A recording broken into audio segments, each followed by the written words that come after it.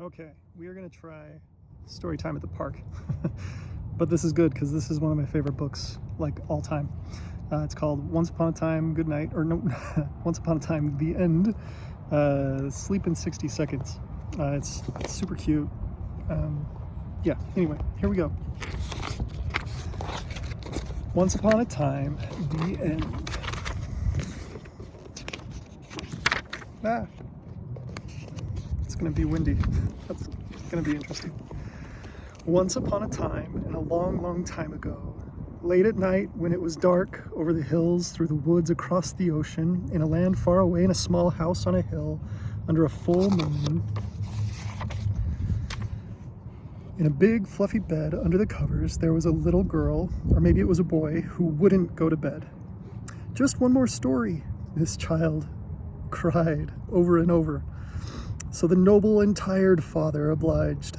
But as he read, he started cutting little words here and there so that the stories would move faster and faster and faster until finally his child would be asleep and everyone could live happily ever after. The end. Hi, pup. Chicken Little. An acorn hit Chicken Little on the head. "The sky is falling," she said. "I must go tell the king."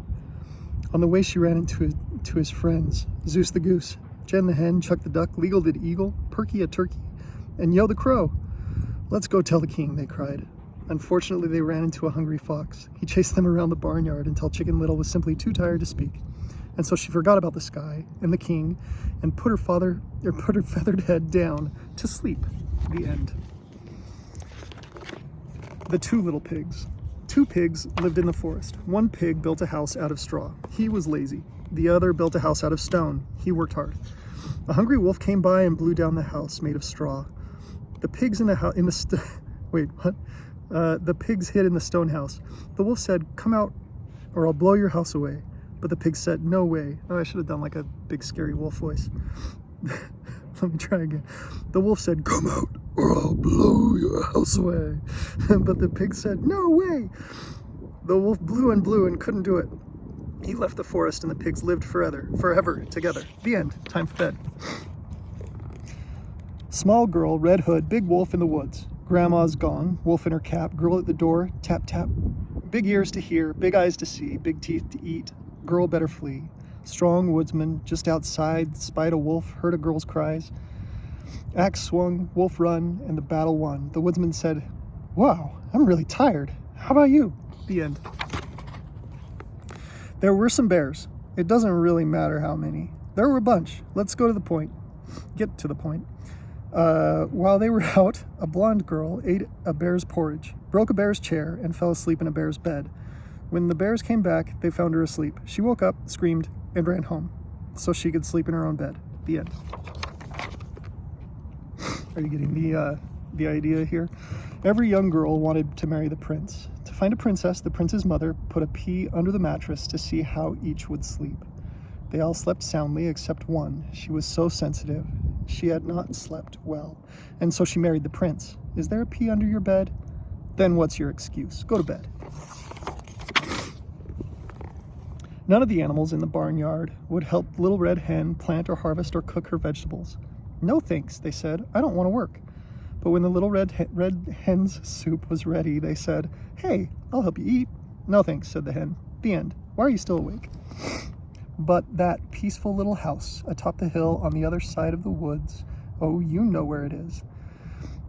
That fellow with the kid who wouldn't go to sleep wasn't making much progress. All these pigs and bears and wolves and chickens and hens made such a racket that the child could not sleep. And to make matters worse, someone got peas in the bed. So the fellow picked up the pace, chopped stories in half. No barnyard animals would get in his path. David and Goliath. David was a giant soldier with a sword. Goliath. Goliath was a giant soldier with a sword. David was a shepherd boy with a slingshot.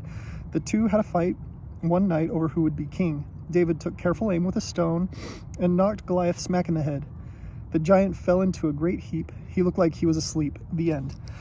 A wicked fairy put a spell on a princess. When she pricked her finger on a sewing machine, her entire family fell asleep for 100 years.